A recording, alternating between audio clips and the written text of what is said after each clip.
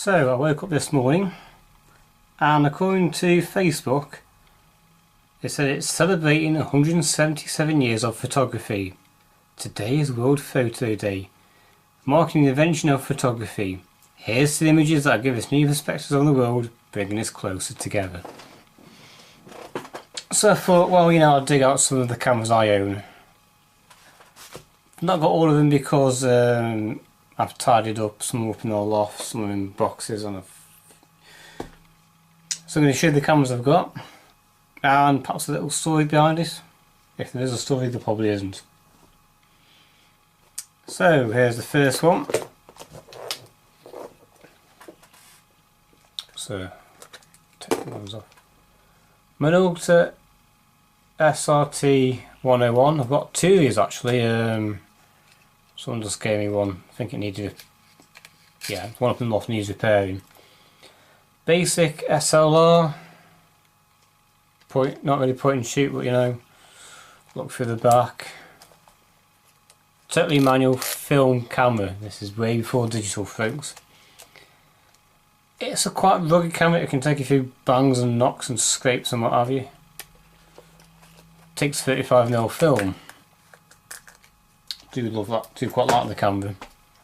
And I had that camera.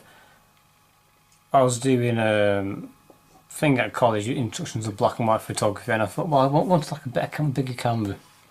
Well, not like a better one, but I wanted to shoot low film. And a camera shop in Hanley, which is now gone. Used to be a good camera shop then, some arsehole took over and he had no idea. And I saw this camera in the window. Yeah, live reflex, twin lens camera, takes 120 film. Yeah, there's no film in it. Yep. Stick it in the back and then roll it. Here's your viewfinder, which is jammed. Come on.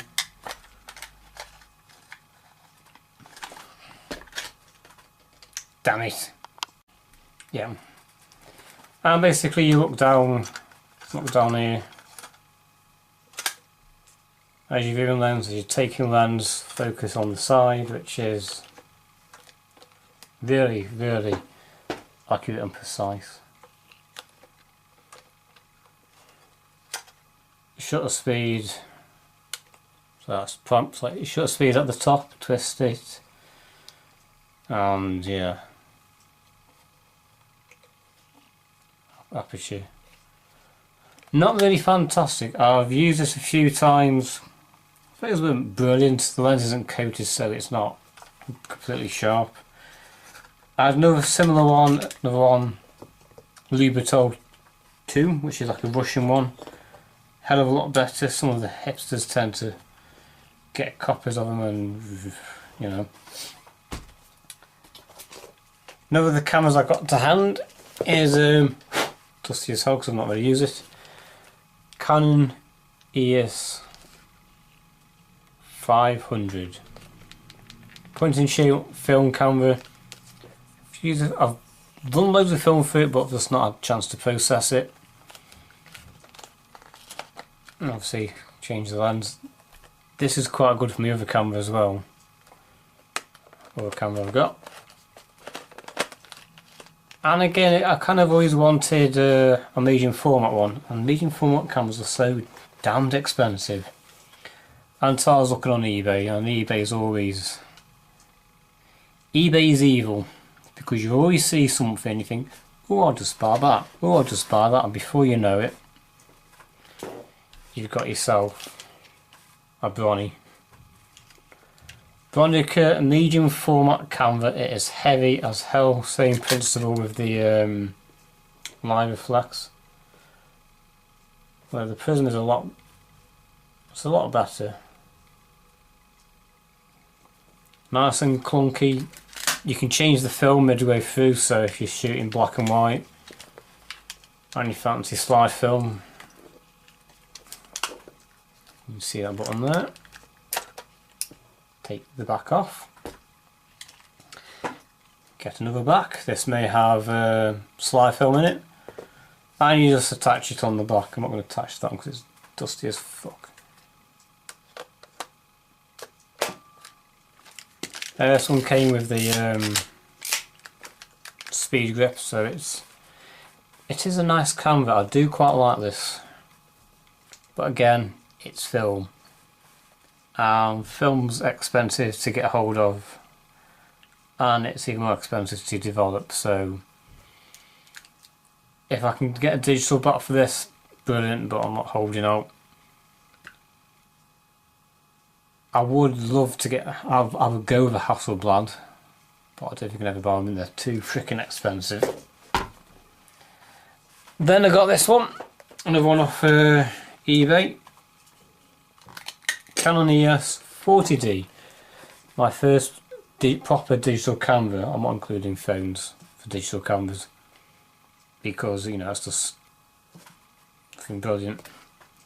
Used this a few times, not taking that many shots with it because busy at uni.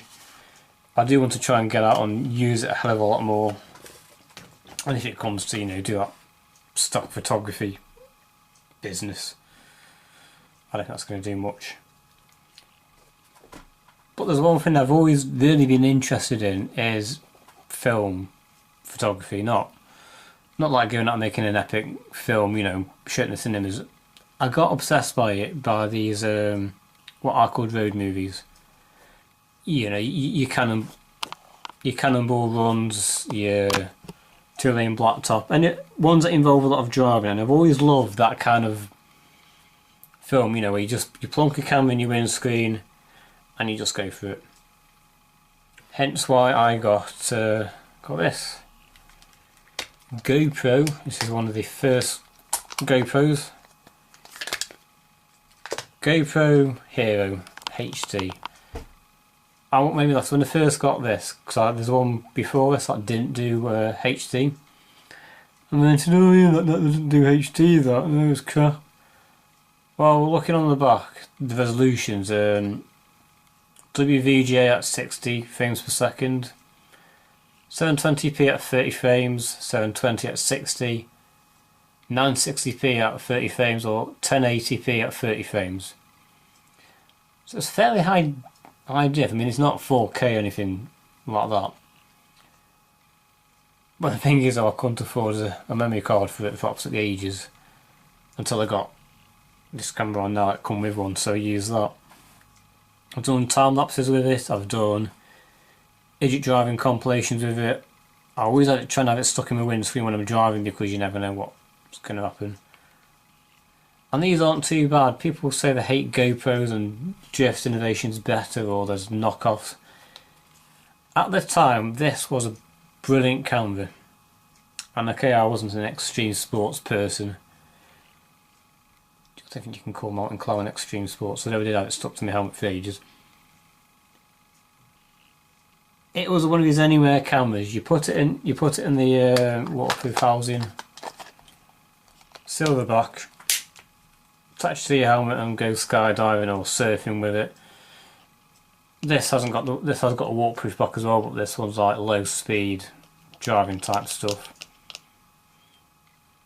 Things that I always get the GoPro rattle. If you've seen any old GoPro videos, you kind of mount it up and it just like rattles like hell. I need to get some more mounts because I've broken some of the mounts, but this is where I got most into the video on the time-lapsing stuff.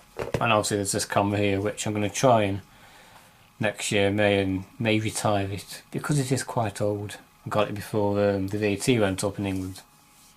I mean, it was like 15 point something or 17 point something. Anyway, taking photographs and bringing people together. There are thousands upon millions of photographs out there. And lots of different divisions out there. There's reporting photography, there's wildlife photography, there's landscape photography. And one thing that kind of annoys me somewhat, when I said I was studying photography, the first thing, oh, nudes. No, not really interested or all that portraiture. So, oh, you take your portrait. And people can't tend to generalise things. If you're out with a camera and taking pictures, oh, okay, why don't you take a picture of that person standing there? Not interested in that. Oh, I think this is a good view. Take a picture of that. I don't find that landscape interesting. Go away. Why do people assume that? They think, oh, you're a photographer, so you're a jack of all trades. You can take any picture, you know. Someone sees me walking around with this, and they think, oh, he's going to take pictures of cars, or if there's going to be a fight, or... I hate it when people do that. They just tend to generalise someone as a photographer. Oh, he can do anything. One person I met, he's saying, oh, because he was into his photography, and they invited him to someone's wedding, and he's, you know, like a point and shoot, you know, on them dead tiny ones. Oh, where's your photographer? Oh, you're taking the pictures. Imagine what he felt trying to be a professional photographer with a point and shoot. But having said that, you can take some good pictures with a point and shoot, so yeah, this is a bit of a lame vlog on photography and what have you, but there's one thing I've always said: I wouldn't get rid of my cameras because I love them too much. And in all honesty, yes, film costs quite a bit, but if you can still get a hold of them, still get a hold of the chemicals to process it, I'm going to try it. Because I've processed black and white film a few times, but digital is going way too. Digital's good, but one day there's going to be a point where you can't get film anymore. And then when that day comes, well, you're probably going to see this on the shelf, gathering dust. And it's a pity because we've come a long way with film, and we're only getting into digital. Digital's not been around for that long, and with prices going up, there's no way anyone can really afford a decent camera unless they have a photojournalist and get paid shit tons. Yeah, so I'm sorry for this bit of lame vlog, but being busy today, I've had done a bit of a job. I can't really say much about it, but it involved speaking quite a bit. I can't say much because I sound this way of saying I'm not going to start going on today on what I've done, but it's going to get me paid about 25-30 quid, so 25-30 quid will probably pay for, I don't know, whatever comes along. Anyway, this has been day 5 of the daily vlog. Not sure what's happening tomorrow. So the weather's decent, I might be out, but